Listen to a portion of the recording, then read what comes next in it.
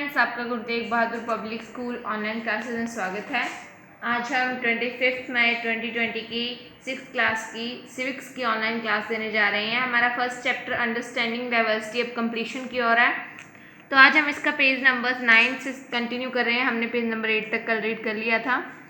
Not only do people have different clothing and eating habits, but even the kinds of work they do are different. यहाँ तक कि लोगों के पहनने का ढंग और खाने की हैबिट्स ही अलग नहीं है, उनके जो काम करते हैं वो भी अलग अलग हैं। In cities it is often easy to forget how closely people's lives are tied to their physical surrounding. देखिए, शहरों में तो क्या कहते हैं, हम ये भूल सकते हैं कि कैसे लोगों की जो जिंदगी हैं वो अपने आसपास से जुड़ी होती हैं। This is because in city people seldom grow their own vegetables and grain, क्योंकि सिटीज़ में कोई एग्रीकल्चर वाला काम नहीं होता, ना तो लोग अपनी सब्जियां उगाते हैं, ना लोग अपने लिए खुद अनाज उगाते हैं। They instead they depend on the market to buy all the food and other goods that they need. तो इसके जो भी उनको खाने या पीने के लिए और भी कोई गुड्स चाहिए होते हैं, फूड चाहिए होता है, वो मार्केट से ले लेते हैं, इसलिए वो उस पर डिपेंड रहते हैं। Let us try to understand what we mean when we say that historical and geographical factors influence the diversity of a region. ये लाइन आपको याद रखनी है। हम अब समझेंगे कि कैसे हिस्टोरिकल और जियोग्राफिकल फैक्टर्स, हिस्टोरिकल मतलब किसी चीज़ के पुराने समय से क्या फ़र्क पड़ता है डाइवर्सिटी पर, और जियोग्राफिकल फैक्टर मतलब वहाँ का एरिया कैसे है, माउंटेनियस है, प्लेन है, डेजर्टी है, उससे भी डाइवर्सिटी पर कैसे फ़र्क पड़ता है। We can do this by reading about life in 2 different parts of the country, Kerala and Ladakh. तो देखिए, अब हम 2 different parts of the country के बारे में पढ़ेंगे, एक केरला एक लद्दाख। अब आपको ये तो पता ही है, केरला जो है वो साउथ इंडिया में है, बिल्कुल नीचे इंडिया के। लद्दाख जो है वो कश्मीर में है, डेजर्ट एरिया है। और अब ये पढ़कर, ये जो हम पढ़ेंगे, ये पढ़कर आपको इन 3 क्वेश्चंस के अलग अलग कंटेक्स्ट में जवाब देने हैं। द फूड पीपल ईट, पहले केरला का फिर लद्दाख का। द क्लोथ्स दे वियर, पहले केरला का फिर लद्दाख का। अब हम लद्दाख के बारे में पढ़ते हैं। Ladakh is a desert in the mountains in eastern parts of Jammu and Kashmir. Ladakh एक तरह का रेगिस्तान है, माउंटेनियस रेगिस्तान है, पहाड़ों से भरा रेगिस्तान है जम्मू कश्मीर के पूर्वी भाग में। Very little agriculture is possible here since this region does not receive any rain and is covered in snow for a large part of the year. तो ये कोल्ड डेजर्ट है, यहाँ पे बहुत कम खेती की जा सकती है क्योंकि यहाँ पे बहुत ज़्यादा कम बारिश होती है, लगभग ना के बराबर, और ज़्यादातर हिस्सा इसका बर्फ़ से ढका रहता है पूरे साल लगभग। There are very few trees that can grow in the region, और ऐसे कुछ ही पेड़ हैं जो यहाँ पे उग सकते हैं। For drinking water people depend on the melting snow during the summer months. और गर्मी के महीनों में लोग कैसे ड्रिंकिंग वाटर प्रोवाइड करते हैं, अपने जो मेल्ट स्नो होती हैं उसे मेल्ट कर कर वो पीते हैं। People here keep sheep and goats. The goats in this region are special because they produce pashmina wool. तो इसमें देखिए, पीपल जहाँ पे शीप्स और गॉड्स पालते हैं, उनके इस रीजन में गॉड स्पेशल हैं क्योंकि वो पश्मीना नाम की ऊन देती हैं। This wool is prized and pashmina shawls cost a lot of money. Pashmina के शॉल जो होते हैं और ये जो ऊन है काफ़ी कॉस्टली होती है, महंगी होती है। The people in Ladakh carefully collect the wool of the goats and sell this to traders of Kashmir. और यहाँ के लद्दाख के लोग उस वूल को बिल्कुल ध्यान से कलेक्ट करते हैं और उसे कश्मीर के व्यापारियों को बेच देते हैं। Pashmina shawls are chiefly woven in Kashmir. और पश्मीना के शॉल्स जो हैं वो लगभग सब हर के घर में पहने जाते हैं कश्मीर में। The people eat meat and milk products like cheese and butter. देखिए, पीपल जो है मीट और मिल्क प्रोडक्ट्स खाते हैं जैसे कि cheese and butter. Each family own some goats cows and dzos. हर एक फैमिली के पास कुछ बकरियां, कुछ काउज और कुछ डॉज यानी कि याक काउज होती हैं। Being a desert did not mean that Ladakh did not attract its share of traders. Desert होने का, रेगिस्तान होने का ये मतलब नहीं है कि यहाँ पर व्यापारी कम आते हैं। It was considered a good trade route as it had many passes through which caravans travelled to what is today called Tibet. ये काफ़ी अच्छा रूट है व्यापारियों के लिए। क्यों? क्योंकि यहाँ पे पहाड़ों के बीच बीच में अच्छे रास्ते हैं जहाँ से उनके कारवां होते हैं, बहुत सारे गाड़ियों का एक लाइन, जैसे हम कहें एक ही बंदे के लिए जो होती हैं कारवांस, जो वहाँ से जा सकते हैं कहाँ तक, तिब्बत तक। तिब्बत अब एक अलग कंट्री है। This कारवांस carry textiles and spices, raw silk and carpets. और इन कारवांस में क्या होता था, टेक्सटाइल कपड़े पहनने के लिए, स्पाइसेस और कच्चा सिल्क और कारपेट्स। तो ये देखिए लद्दाख की एक माउंटेनियस की पिक्चर्स है, इसमें बीच में से आपको रास्ते दिख रहे हैं, ये देखिए बीच में प्लेन है, माउंटेनियस है, सब कुछ ये कोल्ड डेजर्ट है। अब हम पढ़ेंगे ये अभी लद्दाख ही चल रहा है।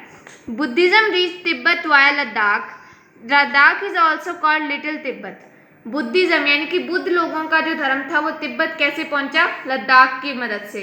लद्दाख को लिटिल तिब्बत भी कहा जाता है। Islam was introduced in this region more than 400 years ago and there is a significant Muslim population here। इस्लाम यहाँ पे 400 साल पहले रहने आया था और आज यहाँ पे बहुत सारे मुस्लिम लोग हैं।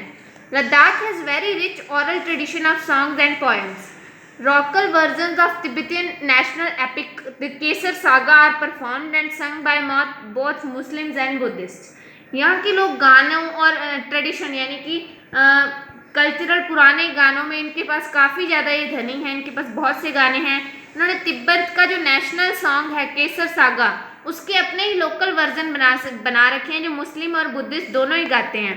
तो ये देखिए वुमेन पश्मीना शॉल वीव कर रही है, इस तरह से शॉल बनाए जाते हैं। अब हम पढ़ेंगे केरला के बारे में जो बिल्कुल डिफरेंट है इससे। Kerala is a state in the south west corner of India. It is surrounded by the sea on one side and hills on the other. Kerala जो है वो साउथ वेस्ट कॉर्नर यानी कि दक्षिण पश्चिमी कॉर्नर पे है इंडिया के। ये एक साइड से तो सी से कवर्ड है और एक साइड से हिल्स के साथ। A number of spices like pepper, cloves and cardamoms are grown on the hills. यहाँ पर बहुत सारे मसाले उगाए जाते हैं। क्लोव्स, लौंग है, इलायची है, पेपर है, ये सारे यहाँ पे पहाड़ियों में उगाए जाते हैं। It is spices that made this region an attractive place for traders. Jewish and Arab traders were the first to come here. ये स्पाइसेज थी जिन्होंने यहाँ व्यापारियों को आने के लिए मजबूर कर दिया। अरब और जूइश ट्रेडर जो थे वो पहले थे यहाँ आने वाले। The apostle of Christ, Saint Thomas, is believed to have come here nearly 2000 years ago and he is credited with bringing Christianity to India. Apostle क्या होता है? Apostle होता है रूप। क्राइस्ट आप जानते हैं क्रिश्चियंस के भगवान को क्राइस्ट कहते हैं, यानी कि क्राइस्ट का ये एक रूप माना जाने वाला सेंट थॉमस माना जाता है कि यहाँ केरला में आया था 2000 साल पहले और उसी को इसका श्रेय दिया जाता है कि उसी ने भारत में क्रिश्चियनिटी लाई। Many Arab traders also came and settle down here. Ibn Battuta who travelled here a little less than 700 years ago wrote a travelogue in which he describes the lives of Muslims and says that they were a highly respected community. तो देखिए कुछ Arab traders तो यहाँ settle ही हो गए। Ibn Battuta जो कि यहाँ लगभग 700 से कुछ साल पहले आया था, उसने एक ट्रैवलॉग यानी कि ट्रैवल करते वक्त लिखा जाने वाला कोई जर्नल हम कह सकते हैं, उसमें उसने बताया कि मुस्लिम जो यहाँ रहते हैं ये काफ़ी हाईली रिस्पेक्टेड, मतलब सारे लोग लगभग उनकी रिस्पेक्ट करते हैं। The Portuguese discovered the sea route to India from Europe when Vasco da Gama landed with his ship here. और पोर्टुगीज के लोगों ने कब कैसे इंडिया को डिस्कवर किया? उन्होंने सी रूट से डिस्कवर किया यूरोप से। जब वास्को डी गामा यहाँ आए उन्होंने पता लगाया कि एक इंडिया नाम की कंट्री भी है।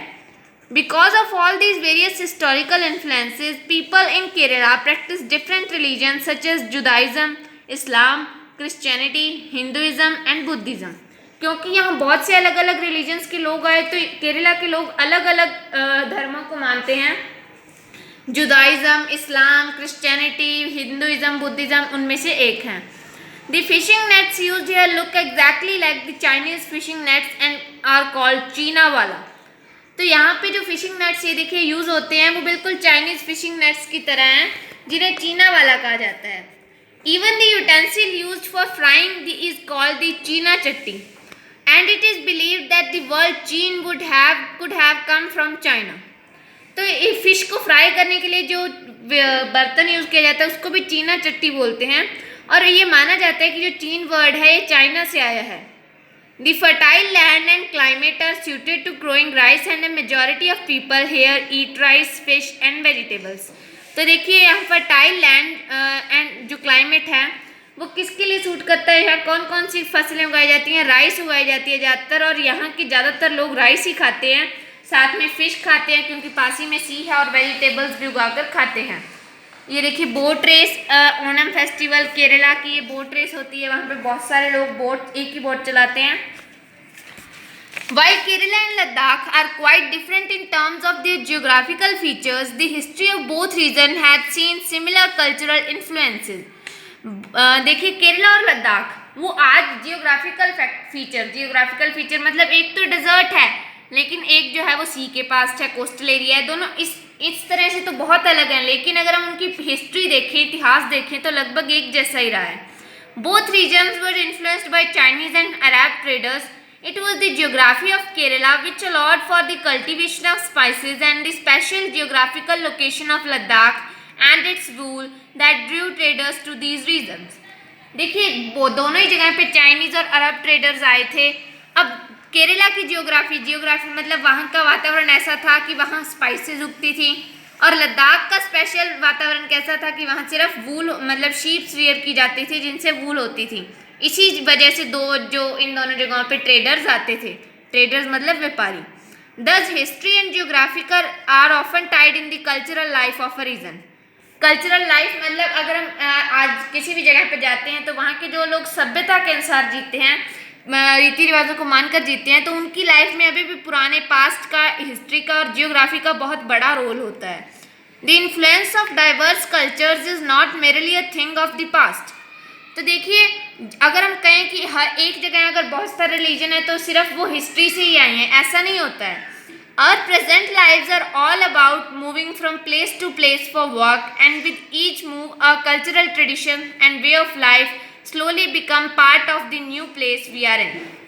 आज भी ऐसा होता है जब हम एक जगह से दूसरी जगह, मान लीजिए गांव से शहर ही जाते हैं अपने साथ किसी काम के लिए, तो हम वहाँ पे अपने कल्चरल ट्रेडिशंस, हम वहाँ पे अपने रीति रिवाज, सभ्यता के रीति रिवाज लेकर जाते हैं, और धीरे धीरे हम वहाँ की नई लाइफ में उन्हें मिक्स करने लगते हैं. वो हमारा तौर तरीका थोड़ा सा मिक्सिंग होने लगता है दोनों तरीकों का. Similarly in our own neighbourhoods we live close to people from several communities. और इसी तरह से हम अलग अलग धर्मों के लोगों के साथ अपने पड़ोस में ही देख लीजिए हम अच्छे से रहते हैं. Our daily lives are about the ways in which we do things together and hear stories about each other's lives, customs and tradition. और यानी कि अब हमारी जो प्रेजेंट लाइफ है वो इसे कैसे इन्फ्लुएंस करती है. हम भी डेली लाइफ में एक दूसरे के साथ रहते हैं, एक दूसरे के बारे में कहानियाँ सुनते हैं, एक दूसरे के रीति रिवाजों के बारे में सुनना पसंद करते हैं. तो ये सब क्या है, ये सब डाइवर्सिटी को बढ़ावा देने वाली, इन्फ्लुएंस करने वाली चीज़ें हैं. आज हम इतना ही चैप्टर रीड करेंगे, आगे का चैप्टर हम आगे की वीडियो में रीड करेंगे. आज आपका जो होमवर्क है वो आपके ग्रुप में डाल दिया जाएगा.